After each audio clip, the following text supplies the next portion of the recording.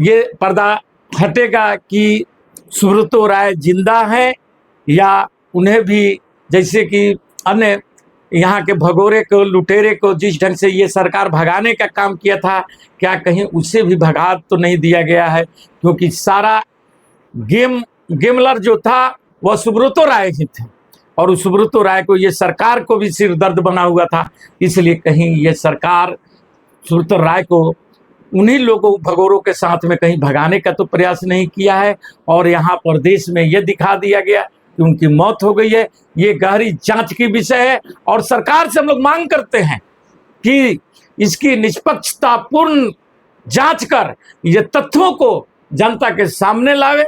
और जो सहारा से संबंधित लोग हैं उन्हें इस बात को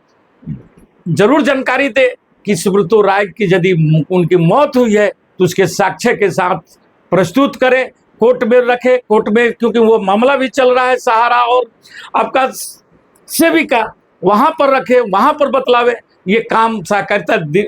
विभाग को दिया गया है, जो पहले कृषि विभाग देखता था, आज वह तो कृषि विभाग से हटा करके सहकारिता मंत्रालय को दिया गया और सहकारिता मंत्रालय का यह जिम्मेवारी बनता है कि जनता के सामने इन तथ्यों को रखे। दोस्तों, आज आपके सामने सहारा से संबंधित कुछ तथ्यों को लेकर के आया हूं,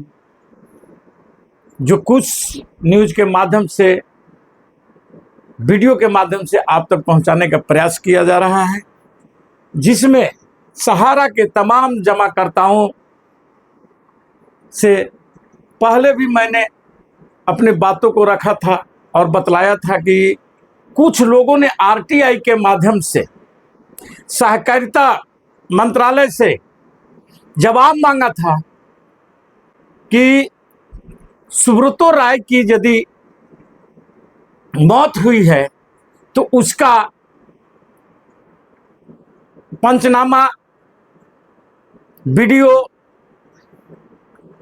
इत्यादि सारे साक्ष्य को उपलब्ध कराया जाए। आज तक ये बात नहीं बतलाई गई है, क्योंकि आनन फानन में जिस ढंग से सीआरसी पोर्टल और यानी सहकारिता मंत्रालय और सेबी तथा सहारा के लोगों ने सुप्रीम कोर्ट में समय सितंबर के माह का रख लिए और जो समय दिया गया था उससे एक दिन पहले ही इस सारे चीज़ों पर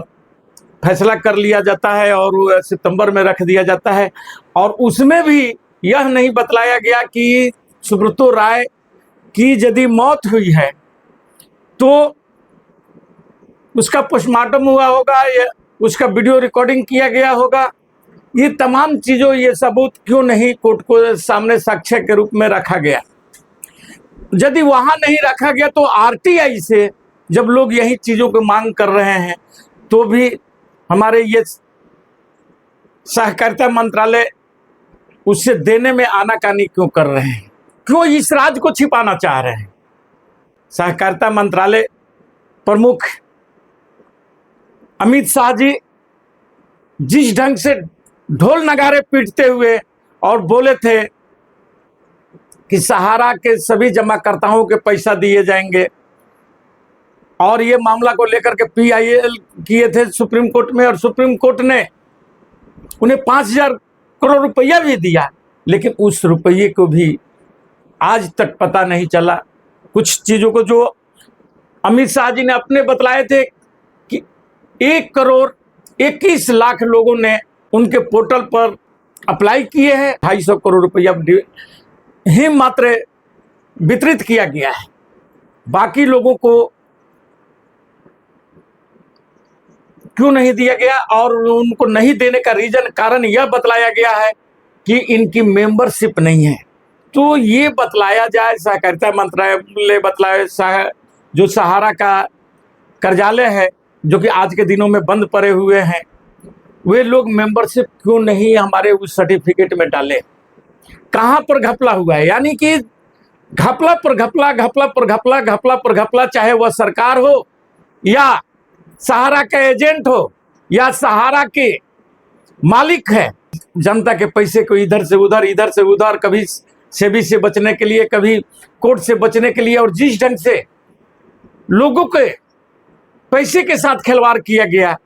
बिना उनसे पूछे कभी क्यू शॉप में डाल दिया गया, कभी उसको दूसरे चीजों में ट्रांसफर कर दिया गया, और उन तमाम चीजों में जल्दीबाजी में हो या जैसे भी हो मेंबरशिप क्यों नहीं दी गया। आज मेंबरशिप के चलते उन लोगों को जो 10,000 रुपया ही जो सहकारी मंत्री बोले थे वह भी उन्हें नहीं प्राप्त हो रहा है, और वह भी आज दरदर। अब उसमें मेंबरशिप के नाम पर फिर से लोगों को ठगने का काम किया जा रहा है। ऐसा भी कुछ लोगों से पता चला है कि मेंबरशिप लोड करने के लिए जब लोग जाकर के सहारा कार्यालय में कांटेक्ट कर रहे हैं तो उन्हें पर पीस जो आपका सर्टिफिकेट है उससे 5 रुपया 10 रुपया वसूला जा रहा है। तो एक बार तो मान लीजिए कि जब आप पोर्टल पर एंट्री कराए उस समय आपसे कहीं ना कहीं साइबर से या कहीं नेट के इस दुनिया में आप जिस भी दुकान में गए वहां पर भी आपसे पैसे लिए गए, और एक एक लोग बतलाए भी कि 1,000 रुपया 2,000 रुपया तक लेकर चार्ज किया जा रहा है। और फिर अब एक बार मेंबरशिप के लेकर के सहारा के जो कर्मी हैं, जो ऑफिस स्टाफ है, वे लोग इसके नाम पर पैसा ले रहे हैं, और वे लोग ये बात बोल रहे हैं कि हमारी पैसा हमारे पेमेंट नहीं मिल रहा है, हमारी मजदूरी नहीं मिल रही है, अब आप ही लोगों का आशा है। और तो इस ढंग से आप देखिए कि यदि एक एक व्यक्ति का मान लीजिए कि अगर 20 सर्टिफिकेट है उसका, और यदि वो 10-10 रुपया करके ले रहे हैं तो एक एक व्यक्ति से 200 रुपया होता है। और यदि मान लीजिए कि इस ढंग से 1,19,00,000 लोग जो बच गए हैं जिनका पेमेंट नहीं हुआ है, उनसे अगर 200 रुपया करके लिया जा रहा है तो ये पैसा 200-250 करोड़ रुपया हो जाता है। इसके पहले 1,000-2,000 रुपया लिया गया, उसमें भी उसी ढंग से लिया गया। तो आपका पैसा मिले या नहीं मिले, लेकिन आपको खर्चे पर खर्चे, खर्चे पर खर्चे, खर्चे पर खर्चे डाल करके आपको परेशान करने का जो नीति अपनाई गई है। क्या मैं पूछना चाहता हूं सहकारिता मंत्री अमित शाह जी से कि क्या कोर्ट ने कहा था आपसे कि पोर्टल बना करके आप लोगों को पैसा दीजिए? कोर्ट क्यों नहीं एक ऐसी रास्ता निकाला गया? सहारा में जो जमाकर्ता है वे कम पढ़े लिखे लोग हैं, वे लोग दिहाड़ी पर काम करने वाले लोग हैं, ठेला चलाने वाले लोग हैं, रिक्शा चलाने वाले लोग हैं, उन लोगों की पैसा इसमें लगा हुआ है, और उन लोगों को एक सरल सुविधाएं दे करके और उस तरीके से क्यों नहीं इनकी पैसा देने की बात की गई, और वैसा कार्य किया गया कि इतनी बड़ी तामझाम बनाया गया। और उस तामझाम के जितने जैसे मालूम चला है कि जितना पैसा नहीं बांटा गया है उससे ज़्यादा इस तामझाम में सरकार ने खर्चा कर दिया है। आखिर के ये पैसा कहाँ से आएगा? ये क्या वही सहारा जमाकर्ताओं के ही पैकेट से निकाला जाएगा, वसूला जाएगा, या कोई और माध्यम से ये पैसा दिया जाएगा? इसका भी जवाब पटल पर रखना चाहिए हमारे देश के प्रधानमंत्री जी, गृह मंत्री, सहकारिता मंत्री अमित शाह जी को। लेकिन शायद ये लोग तो ऐसे यदि इनकी नीयत साफ होती तो जनता के साथ ऐसा व्यवहार नहीं होता, और जनता की अब तक पैसा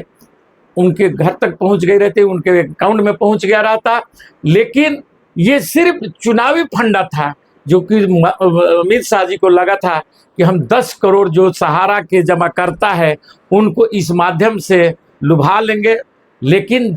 आज सहारा के जमा करता है या देश की जनता जिस ढंग से अपना निर्णय सुनाया कि आज वह तानाशाही सरकार जो कि आपको विगत दिनों में देखने को मिला था उस पर अंकुश लगाने का काम किया, और एक सत्र जो चला रहे थे अपना तानाशाही उस पर भी ब्रेक लगाने का काम किया गया है। सरकार यदि अपनी शासन में यदि सहारा से दुखित परिवारों का यदि वह निदान करते हैं तो एक उनकी अच्छी पहल मानी जाएगी। जो प्रयास सिर्फ वे चुनावी मोड में रह करके चुनाव की फायदा देख करके जो कार्य करना चाहते हैं उस पर भी ब्रेक लगाने का यदि प्रयास करे ये सरकार सच्चे दिल से, मन से, तो जनता की भलाई हो सकती है। हमारे सहारा पीड़ित 10 करोड़ लोग जो है उन तमाम लोगों को, जो सोसाइटी से जुड़े हुए लोग हैं, उन तमाम लोगों की दुख दर्दों को यदि ये समझ करके सरकार यदि आगे आती है और कुछ कार्य करती है तो उसके लिए धन्यवाद के पात्र होंगे। लेकिन उतना ही बात ये भी है कि आखिर की सहारा के जो लोग आरटीआई से जवाब मांग रहे हैं सुब्रतो राय के संबंध में जो जवाब आप मांग रहे हैं, आखिर की सरकार इस सारे चीज़ों को छिपा करके क्या दर्शाना चाह रही है, क्या दिखलाना चाह रही है, क्यों नहीं जनता के सामने रखना चाहती है कि आखिर की ये सुब्रतो राय की मौत किस ढंग से हुई, कैसे हुई, जो टीवी में दिखाया गया वह सच है या जो वहाँ का ओरिजिनल जो बातें होती, वहाँ की मेडिकल की रिपोर्ट रहता, वह कोर्ट को दिया जाता, जनता के समक्ष आता, तो शायद और भी अच्छी होती। लेकिन ये सरकार से हमें जितनी अपेक्षाएं हैं, क्या ये सरकार फिर खरे उतरेगी या, लेकिन इसके साथ साथ हमारे जो गरीब गुरबे लोग हैं, उनकी जो पैसा इस सहारा में फंसा हुआ है, उस पैसे को भी वापस दिलाने के लिए सच्चे मन से जनता के हित के लेकर के वे आगे बढ़े और इस सरकार जो 5 साल के लिए फिर से स्थापित हुई है, वह अपनी कार्य सुचारू रूप से करे। इसी के साथ मैं अपना वक्तव्य समाप्त करता हूँ। जय हिंद, जय भारत।